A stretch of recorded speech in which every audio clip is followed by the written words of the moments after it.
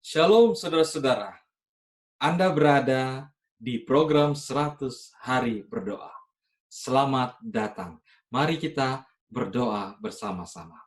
Bapa kami yang di sorga, terima kasih Engkau boleh mempertemukan kembali kami di dalam program 100 Hari Berdoa. Biarlah Tuhan bersama dengan kami di saat kami merenungkan dan kami berkomitmen untuk berdoa bersama. Di dalam nama Tuhan Yesus kami berdoa. Amin. Saudara-saudara, apa kabar hari ini? Saya bersyukur dan berharap kita semua baik di dalam lindungan Tuhan. Dan hari ini adalah hari ke-58. Pada saat ini, Sabat tanggal 23 Mei 2020. Maka saya mau katakan selamat hari Sabat, saudara-saudara. Dan judulnya pada hari ini adalah kemiskinan yang diberkati. Firman Tuhan katakan di dalam Matius 5 ayat 3. Berbahagialah orang yang miskin di hadapan Allah, karena merekalah yang empunya kerajaan surga.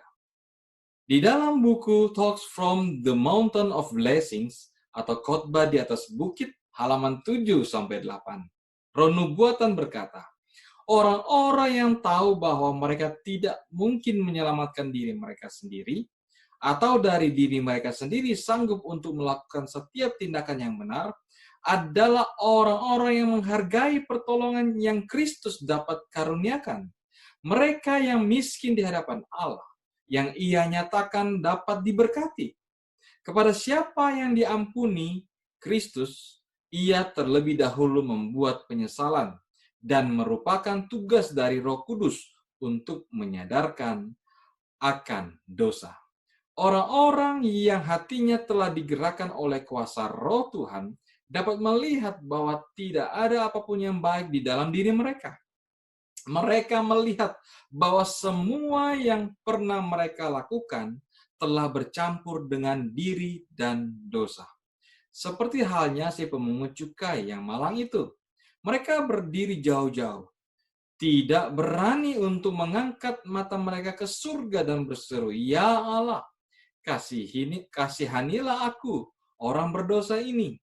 Semua orang yang merasakan perasaan yang mendalam terhadap betapa berdosa ini, miskinnya jiwa mereka, orang yang merasakan bahwa tidak ada hal-hal yang baik di dalam diri mereka sendiri akan menemukan kebenaran dan kekuatan dengan memandang kepada Yesus.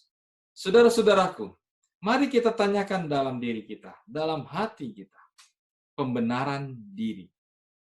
Semua sikap yang seringkali menembus alam bawah sadar kita, yang menipu kita kepada pemikiran dan perasaan bahwa kita sudah cukup baik, menjadi penghalang utama dalam sungguh-sungguh menerima keselamatan pribadi di dalam Yesus.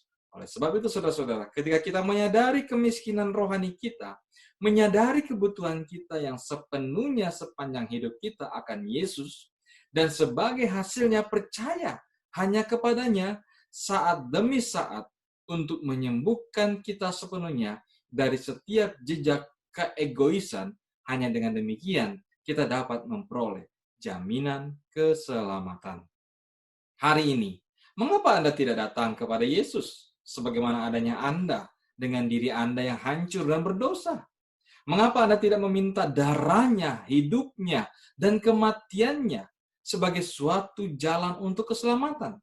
Mengapa Anda tidak memintanya untuk mencabut semua akar yang mengandalkan diri sendiri yang masih ada di dalam hati Anda dan menggantinya dengan suatu iman akan kesanggupannya untuk menyelamatkan Anda dan untuk memampukan Anda dalam melakukan perbuatan-perbuatan baik yang dilandasi oleh kasih yang tidak mementingkan diri sendiri? Saudaraku, ada kabar baik. Bernama Nolu Babalo. Dia katakan, terima kasih Tuhan untuk tanganmu yang terhadap Afrika. Terima kasih untuk perlindunganmu. Terima kasih karena engkau telah memelihara anak-anak saya selama saya tidak ada. Engkau layak menerima semua pujian. Dari saudara Filipe, di kota kami Karena tidak ada program siaran radio sebelum penutupan akibat COVID-19. Tetapi pada saat krisis seperti ini, kami memiliki tempat program atau 4 program siaran radio setiap minggu. Di 4 stasiun radio, kami memuji Tuhan untuk hal itu. Pujilah Tuhan. Makanya, oleh sebab itu, kita berdoa hari ini. Mari kita berdoa agar Yesus membasuhkan Anda dari semua pembenaran diri dan memberikan suatu kesadaran kepada Anda terhadap kebutuhan besar Anda kepadanya, kepada Yesus setiap hari sepanjang umur Anda. Kita berdoa untuk para penginjil di Afrika Selatan yang sedang bergumul dengan berbagai masalah kesehatan dan stres. Doakan agar mereka akan disembuhkan dan disanggupkan untuk menemukan cara-cara untuk mengkhotbahkan Injil bahkan di masa seperti saat ini. Kita berdoa juga untuk saudara Samuel.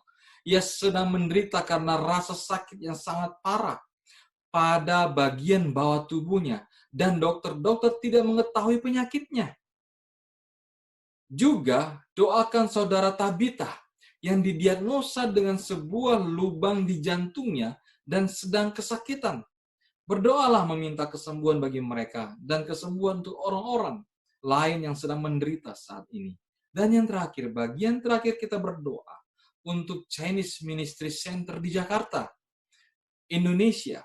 Sementara mereka sedang menyelenggarakan KKR online setiap hari Sabat, mulai tanggal 9 Mei 2020 sampai dengan 20 Juni 2020. KKR bagian pertama telah menjangkau 3.000 orang pemirsa dan lebih dari 260 orang mendaftar untuk mengikuti kelompok pendalaman Alkitab. Saudara-saudaraku, mari kita gunakan waktu kita untuk berdoa bersama. Mari kita berdoa. Bapa di sorga, Tuhan kami, sumber kebenaran yang bisa membenarkan kami. Tuhan, gantikanlah diri kami ini. Hilangkan pembenaran diri, hilangkan keegoisan, dan biarlah kami hanya memandang kepada Yesus Kristus, sumber kebenaran yang sejati.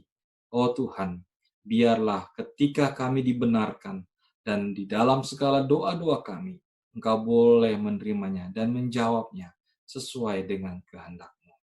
Terpujilah nama-Mu Tuhan, terima kasih, karena kami berdoa dalam nama Tuhan Yesus. Amin. Saudara-saudaraku, terima kasih. Saudara setelah bersama-sama dengan kami dalam 100 hari berdoa. Kita bertemu lagi di waktu-waktu mendatang. Kiranya Tuhan memberkati kita semua.